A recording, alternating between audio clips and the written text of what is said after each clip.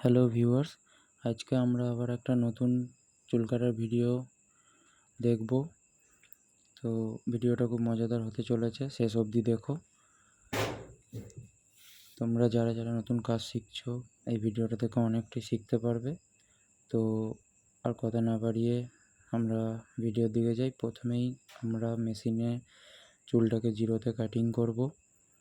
জিরোতে কাটিং করার পর আমরা এবার আস্তে আস্তে চুলটাকে মেশাবো। কিন্তু তোমরা যারা নতুন ভিডিওটা দেখছো বা নতুন কাজ শিখছো, তোমাদের জন্য অনেকটাই হেল্পফুল হতে চলেছে এই ভিডিওটা। তো আমরা জিরোতে কাটিং করার পর এবার 2 নম্বর ক্লিপ দিয়ে সেটিং করে জাস্ট ওপর হালকা হালকা করে চুলটা কাটিং করব। একদমই হালকা হালকা করে স্লাইড করে করতে হবে।